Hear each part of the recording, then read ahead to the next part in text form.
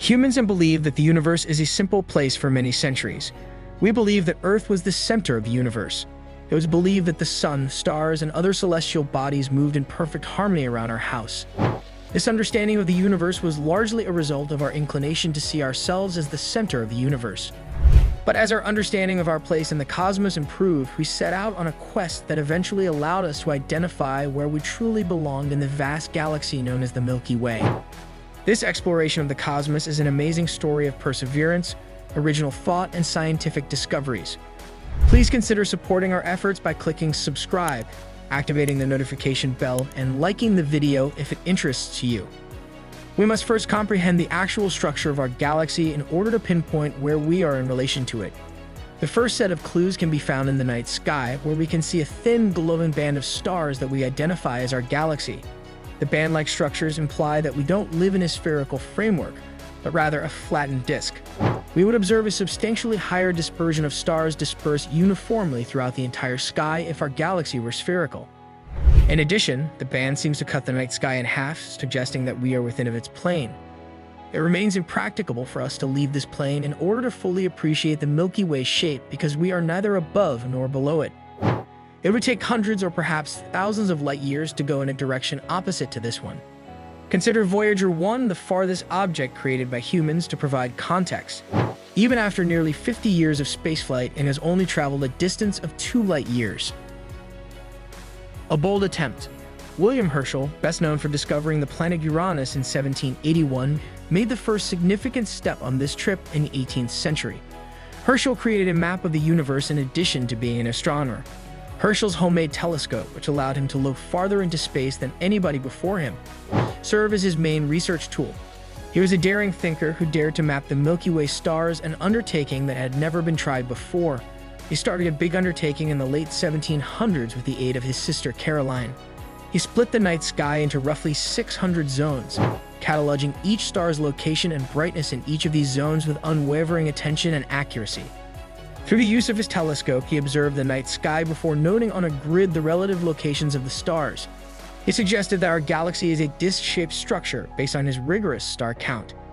Additionally, his observations revealed that the solar system was located around the structure's center. Herschel's map wasn't fully correct, though.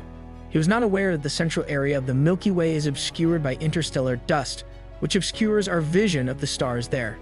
Herschel's map miscalculated the density of the Milky Way's core area, making it appear far less dense than it actually is.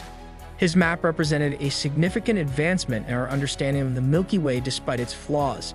It was the first map to depict the Milky Way as a disk, and it offered crucial information about the galaxy's structure. An invaluable cosmic gift. It's been believed that every star has a role to perform in the cosmic discovery theater.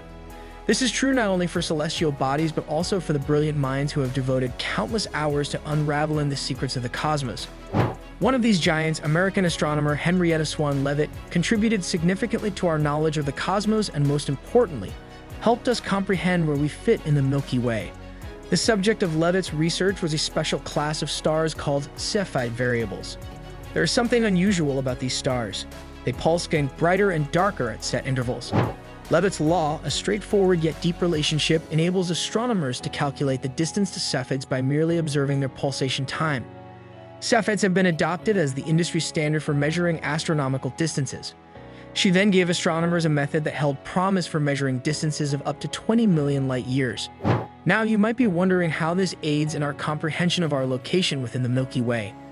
We must introduce Edwin Hubble, another important figure, in order to respond to this. Many scientists believe that the Milky Way galaxy was the only galaxy in the universe prior to the 1920s. In fact, we had taken pictures of what we now recognize as nearby galaxies such as Andromeda, but these were mistakenly interpreted as star systems within the Milky Way. The number of hazy areas in the sky that didn't mirror the typical star formation regions in our galaxy was growing, they discovered. The inability to calculate stellar distances precisely at the time posed a considerable obstacle. The size and brightness of stars can vary dramatically. Based on their apparent brightness, one strategy for estimating their distance was used. However, a massive bright star that is located far away may appear to be closer than a smaller, fainter star. The work of Henrietta Swan Leavitt becomes crucial at this point. Goal. We can utilize Cepheid variables to calculate distances to galaxies up to 20 million light-years away, as Lev had shown. This motivated Edwin Hubble to use a Cepheid variable star within the Andromeda galaxy to determine the distance to the galaxy. The scientific community was stunned by his discoveries. He discovered that Andromeda was about 930,000 light-years away, far outside the Milky Way's boundaries. Hubble's measurement was sufficient to affirm Andromeda's location outside the Milky Way, changing our picture of the cosmos, even though this distance is only about a third of the widely accepted value. The final clue: clustered clusters. The question of where we are in relation to our own galaxy was raised by the revelation that Andromeda is a flattened disk of stars resembling the Milky Way. The work of American astronomer Harlow Shapley is significant at this point. Shapley first believed that the Milky Way encompassed everything that was visible to humans, but Edwin Hubble's studies revealed otherwise. Shapley changed his perspective after realizing his mistake in the early 1920s and began a rigorous effort to classify galaxies, cataloging as many as 1249 in just 6 years. However, Shapley's work from 1914 to 1918 was crucial in helping us ascertain where in the Milky Way we are. Shapley concentrated his studies on globular clusters using a potent 60-inch telescope from Mount Wilson Observatory, which was the most sophisticated device available at the time. These are spherically shaped clusters of hundreds of thousands or even millions of stars that are tightly packed together. They can be located on either side of the galaxy's plane. Many globular clusters date back more than 10 billion years, making them some of the oldest things in the universe. Shapley found that these globular clusters were grouped in a spherical form, particularly in the direction of the Sagittarius constellation surrounding the galactic center. This was an important finding. The entire sky would be covered in globular clusters if we were situated close to the Milky Way's core. However, the most of them may only be seen in the direction of the Sagittarius and Scorpio constellations close to the galactic center. This suggests that, according to William Herschel's theory, we are located closer to the outer arm of the galaxy rather than close to its center. His estimates, however, somewhat underestimated how far out from the galactic center we actually are.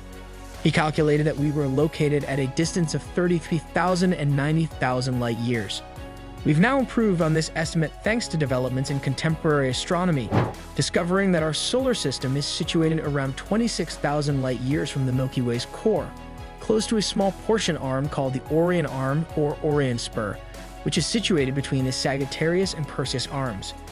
The billion-dollar time machine. Our home is the Milky Way, a beautiful spiral of starlight swirling in the cosmic depths. But the enormity of the task has frequently obscured our awareness of its great design, its huge composition, and even our place within it. Before now, Gaia, the celestial cartographer of the European Space Agency, enters the picture, quietly traversing the cosmos and altering our perception of the Milky Way.